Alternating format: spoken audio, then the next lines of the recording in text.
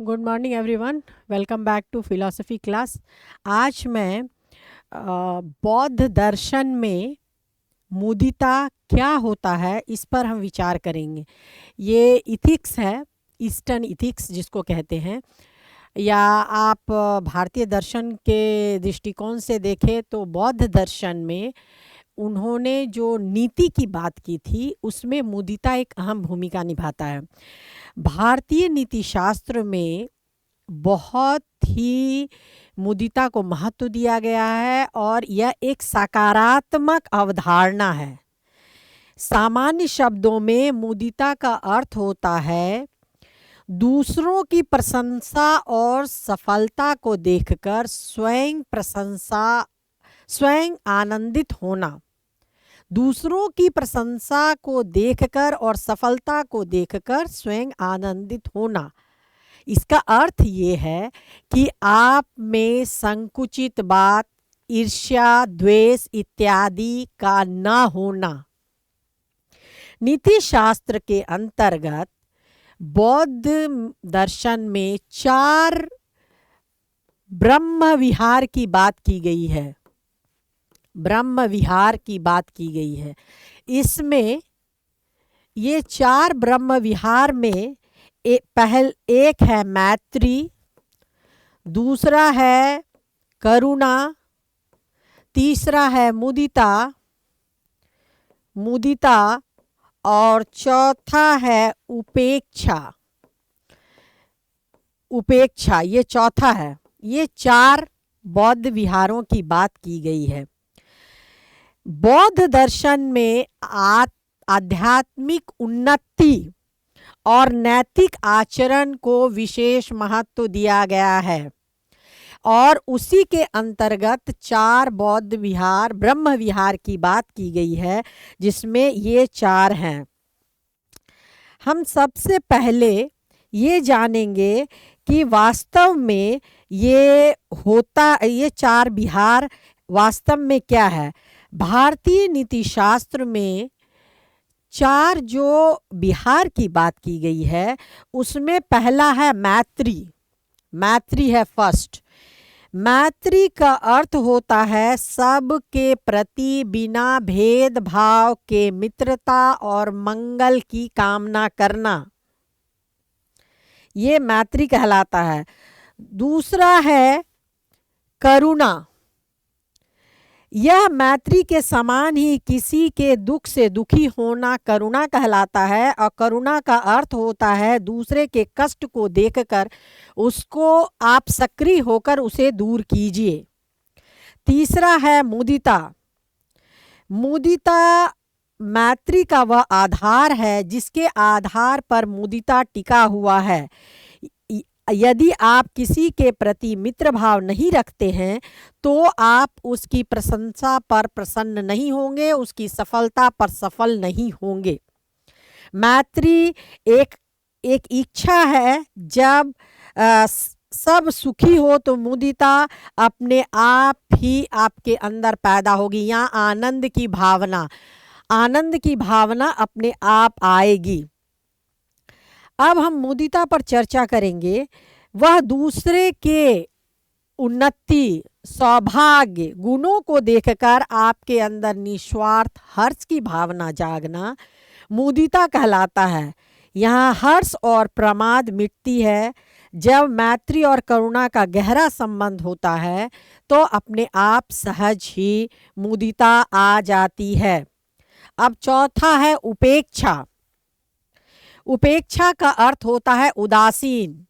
यानी आप किसी की सफल हो, असफल हो, दुख हो और ये है तो आपके अंदर तटस्थता की भावना होना चाहिए। दुख सुख, लाभ हानि, प्रशंसा और निंदा से विचलित नहीं होना चाहिए। इसी को उपेक्षा कहते हैं। मुदिता का संबंध इन सभी से है, करुणा, मैत्री और उपेक्षा। यह तीनों को संतुलित करता है। मुदिता का अभ्यास करते समय कभी कभी व्यक्ति अति उत्साही होकर अपनी शांति खो देता है और यह केवल प्रियजनों की सफलता से ना खुश होता है, बल्कि दूसरों जो उन जिसे वो नहीं जानता है उसकी सफलता से भी वह खुश होता है। इसमें नीति शास्त्र के इन 4 आयामों को देखने से पता चलता है कि आपका जो कर्म है वो विनाश नहीं होता है, मैत्री से सद्भाव बढ़ता है और इसके अलावा क्रोध और द्वेष की भावना समाप्त होती है, करुणा से दुख दूर होता है और क्रूरता और हिंसा समाप्त होती है, मुदिता से सुख को साझा किया जाता है, ईर्ष्या और असंतोष समाप्त होती है, उपेक्षा से संतुलन बनता है और राग और द्वेष हटता है। ये 4 मिलकर व्यक्ति के नैतिक व्यक्तित्व को बढ़ाता है। मुदिता के बिना आपका मित्रता अधूरी है, क्योंकि यदि दूसरों की उन्नति से आप खुश नहीं हैं तो इसका अर्थ होता है कि आपके अंदर राग और द्वेष अभी तक वर्तमान है। उपेक्षा के बिना मुदिता नहीं सफल हो सकती है, क्योंकि आप में तटस्थता का भाव आएगा, तभी आप सही ढंग से कार्य कर पाइएगा और दूसरों का सहयोग कर पाइएगा। जब ये आपस में 4 विहार मिल जाते हैं तब क्या होता है कि व्यक्ति शांत हो जाता है और वो लगातार अच्छे कार्य करता है। अचानक से मुदिता या ये 4 भाव हमारे अंदर नहीं आता है, बल्कि हम लगातार प्रयास करने से ही ये 4 भाव हमारे अंदर आता है। यानी कि ये 4 का रोल हमारे जीवन में गहरा प्रभाव पड़ता है। अब हम जानेंगे कि वास्तव में मुदिता जो होते हैं वो क्या रोल निभाएगा हमारे दैनिक जीवन में।